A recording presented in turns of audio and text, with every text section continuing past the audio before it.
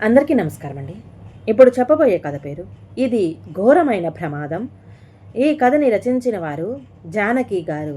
ఇక కథలోకి వెళ్ళిపోతే, తులసి పేరుకు తగ్గట్టుగానే ప్రశాంతంగా పవిత్రమైన భావంతో పూజించే తులసి మాత ప్రతిరూపం.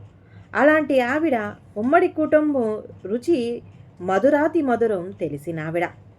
ఆ రోజు పూజ పూర్తి చేసుకుని వరండాలోకి వచ్చారు. రాగానే పొరుగుని ఉన్న కుటుంబం బయటకు బండి మీద వెళుతూ ఉన్నారు. పక్కింట్లో ఉండే కుటుంబం భార్య, భర్త, 2 సంవత్సరాల వయసు ఉన్న కమల అమ్మాయిలు కొత్తగా పక్కింట్లో చేరారు. రోజు టెన్షన్గా ఆ టైంకి వెళుతూ ఉంటారు. నలుగురు మోటార్ సైకిల్పై తయారై బయటికి వెళుతున్నారు. ఉదయాన్నే చక్కగా తయారయ్యి గుడికి వెళుతూ ఉన్నారు అనుకుంది. ఇంతలో పని మనిషికి రేఖ పనికి వచ్చింది. అమ్మా, ఆకలి దంచేస్తుంది, టిఫిన్ పెట్టండి అంది. రారా వచ్చి తిందువు అంటూ తన ప్లేట్లో 1/2 డజను ఇడ్లీలు, కొబ్బరి పచ్చడి, సాంబారు వేసి ఇచ్చి పైనుంచి కాస్త నెయ్యి వేసింది. రేఖ తిను అంది. ఆకలితో ఉన్న రేఖ ప్లేట్లో ఉన్న టిఫిన్ను ఆస్వాదిస్తూ తింటూ ఉంది. రేఖ ఆ ఇంటి పక్కనే ఉన్న ఇంట్లో ఉంటుంది. పల్లెటూరు నుంచి కష్టం చేసుకొని బ్రతకటానికి వచ్చిన కొత్త జంట.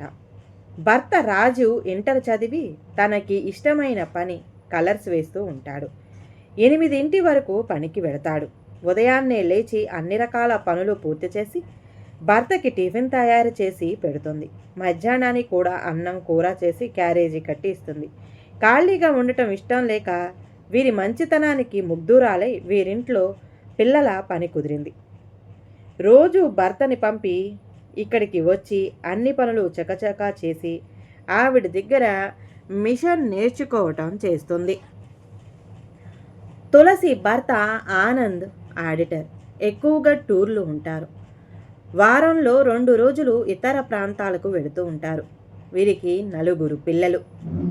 అంతా పెద్దవాళ్ళయి చదువులు, ఉద్యోగాలు, పెళ్ళిళ్ళు, పిల్లలు అయ్యి తలో జిల్లా కేంద్రాల్లో ఉంటున్నారు. వీరిద్దరూ మిగిలారు.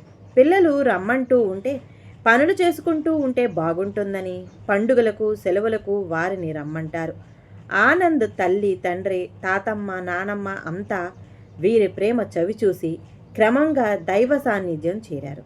తులసి, ఆనంద్ సెకండ్ టైం కొత్త జంటగా ఆనందంగా గడుపుతూ ఉన్నారు. రేఖ, అమ్మ టిఫిన్ సూపర్, మా ఆయనకి అన్నీ చేసి పెట్టినా నాకు మీ చేతి రుచికి మరిగి ఇలా వచ్చేస్తున్నా అంటూ నవ్వింది.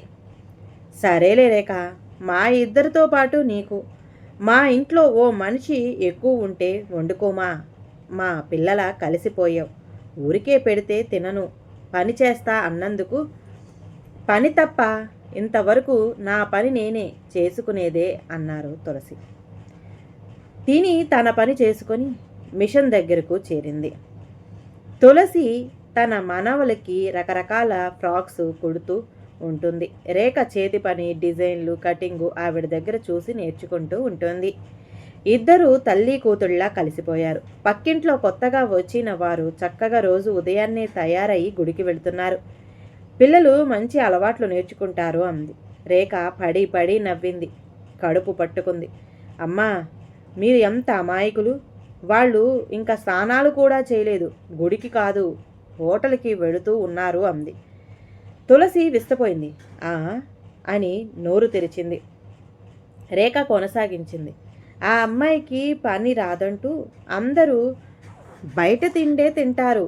పిల్లలకు స్నానాలు చేయించి తయారు చేసి రైస్ కుక్కర్లో బియ్యం కడిగి ఆయన ఆవిడని లేపితే బ్రష్ చేసి తయారయ్యి బండెక్కుతుంది. ఆయన టిఫిన్ చేయించి మధ్యాహ్నానికి కూరగాయలు వండినవి కొని ఇచ్చి వెళతాడు. సాయంత్రం వచ్చేటప్పుడు పళ్ళు, రాత్రిపూటకి టిఫిను తీసుకొని వస్తాడు అంది. మరలా ఆశ్చర్యంగా చూసింది. కొత్త విషయం విన్నట్టు. ఆమె ఏం చేస్తుంది అడగగా, ఏం చేస్తారు, రైస్ కుక్కర్లో అన్నం వండి వండిన కూరలతో పిల్లలకు పెట్టి తను తిని పెడుతుంది. ఫోన్లో మాటలు, ఆన్లైన్ షాపింగ్ చేస్తూ ఉంటుంది. నేను ఓ గంట మధ్యాహ్నం పూట వెళ్ళి అన్ని పనులు చేసి వస్తాను అంతే. వాళ్ళ ఆయన వచ్చే వరకు టీవీ, తల్లి పిల్లలు అంది రేఖ. తులసి మనసు బాధతో నిండిపోయింది. చిన్న వయసులోనే ఇలా చేస్తే ఆ అమ్మాయి తల్లి ఏం నేర్పి ఉంటుంది? తను తల్లిగా ఆ పిల్లలకి ఏం నేర్పిస్తుంది? బయట ఆహారం మంచిది కాదు, వృధా ఖర్చు, ఆరోగ్యం పాడు. పిల్లలు ఏ సంస్కృతి సాంప్రదాయాలు నేర్చుకుంటారు? ఆలోచిస్తూ ఉంటే రేఖ తన పని చేసేసి అమ్మా వెళ్తా అంటూ వెళ్ళిపోయింది. తులసి మనసులో ఒక ఆలోచన మెదిలి తన బాధకి పరిష్కారం వెతుకుంది. తన పనిలో పడింది. ఆనంద్ వచ్చేసరికి టిఫిన్ తయారుగా ఉంది. ఇద్దరూ తిని పిల్లలతో వరుసగా మాట్లాడుతూ ఉన్నారు. అంతా అయిపోయింది. తులసి ఏమండి అంటూ తనకి రేఖ ద్వారా తెలిసిన పక్కింటి విషయం చెప్పింది. ఆనంద్ నవ్వుతూ ఈ మధ్యకాలంలో పిల్లలకు ఇది మామూలు విషయం. ఉద్యోగం చేసే మగువలు అంటే పోను పని అలసట అనుకుంటాం, కానీ ఇంటి పట్టున ఉన్నవారు అలాగే తయారయ్యారు. ఏదైనా మన పెంపకంలో ఉంటుంది. ఆవు చేలో మేస్తే దూడ గట్టున మేస్తుందా? ప్రతి ఇంటికి ఓ సంస్కృతి సంస్కారం ఉంటాయి. అవి తల్లిదండ్రులు తమ పిల్లలు పాటించేలా చూడాలి. మనము మన పిల్లలకి ఎప్పుడైనా బయటివి తీసుకువెళ్ళి తినిపిద్దామంటే అమ్మ నాన్న ఏమనేవారు? బయట కొంటే ఎక్కువ ధర, ఆరోగ్యకరం కాదు అంటూ ఇంట్లో రకరకాల వంటలు చేసిపోయాయి. ఆడ మగ తేడా లేకుండా కలిసి పని చేసుకుంటూ తప్పు లేదు, ఇలా బయట తిండితో ఎలా సంసారం చేస్తారో అని అన్నారు.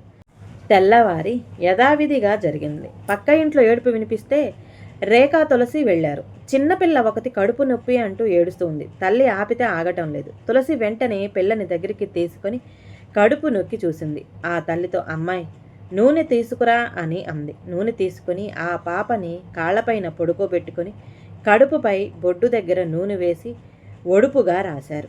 గట్టిపడ్డ కడుపుకి కాసేపటికి మెత్తపడి పాప నవ్వింది. అంతా కుదుటపడ్డారు. పాపకి వేడిపాలు తాగించాలి అని చెప్పి వచ్చేశారు. ఆ తల్లి తులసి చెయ్యి పట్టుకొని థ్యాంక్స్ అమ్మా అంది. పర్వాలేదమ్మా, ఏమైనా అవసరమైతే పిలువు, రేపు ఒకసారి మా ఇంటికి రా అని చెప్పి వెళ్ళిపోయారు. పక్క ఇంటి అమ్మాయి ఆర్తి సందేశ్ జంట నవ్య దివ్య కవలలు తెల్లవారి ఆదివారం కావటం పక్క ఇంటి కుటుంబం అంతా రేఖ రాజేష్లను టిఫిన్కి తమ ఇంటికి రమ్మని తులసి రేఖతో చెప్పి పంపారు. బొరుగులు, ఉగ్రాని, సేమియా పాయసం, చిన్నపిల్లలకి బియ్యం, పెసరపప్పు, మిరియాలు, నెయ్యి వేసి కిచిడి రెడీ చేసి వారి కోసం ఎదురు చూస్తూ కూర్చున్నారు. ఈలోగా ఆనంద్ గారు తయారై వచ్చారు. పేపర్ చదువుతూ ఉన్నారు. అంతా 8:30 వరకు వచ్చేశారు.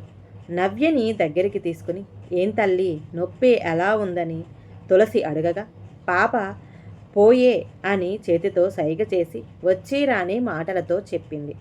ఆర్తి సందేశ్ నమస్కారం చేసి కూర్చున్నారు. తులసి వారి వివరాలు అడిగి తెలుసుకున్నారు. ఆర్తి సవతి తల్లి పెంపకంలో పెరిగిన పిల్ల. సందేశ్ అనాథ. ఎవరూ లేని వాడిని చూసి సవతి తల్లి పెళ్లి చేసింది. తండ్రి మారు మాట్లాడలేదు. ఇద్దరూ బాగానే ఉంటారు. సందేశ్ తనకి ఎవరూ లేరు, అందుకని ఆర్తిని అపురూపంగా చూసుకోవాలి అనుకున్నాడు. పెళ్ళైన కొత్తలో నెల తప్పటం, వేవిళ్ళు, కానుపు, కమలలు ఇద్దరే చూసుకోవాలి. సవతి తల్లి సాయం అసలే లేదు. అది వారి పరిస్థితి. అంతా విన్న ఆనంద్ సరే తులసి, టిఫిన్ చేసి తర్వాత మాట్లాడతాం, ఆకలేస్తుంది అన్నారు. ఆర్తిని నవ్యకి దివ్యకి తినిపించమని కిచిడి వేడివేడి నెయ్యి వేసి ఇచ్చారు. వారికి తినిపించేలోపు రేఖతో మగవారికి టిఫిన్ పంపింది. ఆడవారు కూడా తిన్నాక టీ తాగారు. పిల్లలిద్దరూ నవ్య తల్లి ఒడిలో, దివ్య తండ్రి ఒడిలో పడుకుంది పోయారు. కడుపు నిండా ఆహారం పెడితే పిల్లలు కంటి నిండా నిద్రపోతారు. సరి అయిన నిద్ర ఉన్న పిల్లలు ఆరోగ్యంగా పెరుగుతారు. రేఖ, రాజు షాపింగ్కి వెళ్ళాలి అని వెళ్ళారు. ఆదివారం రేఖ భర్తతో గడుపుతుంది, పనికి రాదు. తులసి పిల్లలను పక్కనే దివాన్పై పడుకోబెట్టింది. ఆర్తి అమ్మ, మీరు నిన్న పాపకి చిట్కా వైద్యం చేసి మేలు చేశారు. ఆర్తి పిల్లలకి బయట నుంచి కొనిపెట్టే ఆహారం చెడు చేస్తుంది. ఇంటి వంట మంచిది, ఎప్పుడో ఒకసారి అంటే పర్వాలేదు, కానీ చిన్నప్పటి నుండి ఈ అలవాటు మంచిది కాదు అంది. సందేశ్ అంకుల్, నాకు ఎవరూ లేరు, అనాథని. ఆర్తిని ఆర్తితో చూసుకోవాలని ఇవన్నీ ఆలోచించలేదు. ఇప్పటి నుంచి మీ సలహా తీసుకుని మెలుగుతాం. మీరిద్దరూ కాదనకూడదు అంటే తులసి నవ్వుతూ తప్పకుండా సందేశ్ ఆర్తి అన్నారు. ఆర్తి ఆంటీ, అంకుల్ మీరే మాకు పెద్దలు. మాకు అన్ని విషయాల్లోనూ సహకరించాలి అంటే సరే అంటూ వారిని సాగనంపారు. ఆర్తి సందేశ్ ఇద్దరు పిల్లల్ని తీసుకొని వంటికి ఉపక్రమించారు. నా దృష్టిలో తుఫాను ప్రమాదాల్లాంటి వాటివి ఒక నష్టం. ఇలాంటి వారు సరిగ్గా పిల్లల భవిష్యత్తు తీర్చిదిద్దకపోతే అది ఇంకా ప్రమాదకరం. కాబట్టి ప్రకృతి వైపరీత్యాల కారణంగా జరిగే నష్టం ఎలాగూ పూడ్చుకోలేము. ఇలాంటి సామాజిక పర నష్టం కూడా తరతరాలకి వ్యాప్తిస్తుంది.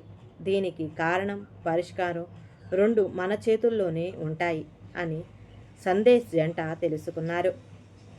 ఈ కథ కనుక నచ్చితే ప్లీజ్ అండి లైక్ చేయండి. అలాగే ఛానల్ని సబ్స్క్రైబ్ చేసుకోవటం మాత్రం మర్చిపోమాకండి. మీ విలువైన అభిప్రాయాన్ని కామెంట్ బాక్స్లో కామెంట్ చేయండి. అందరికీ ధన్యవాదాలండి.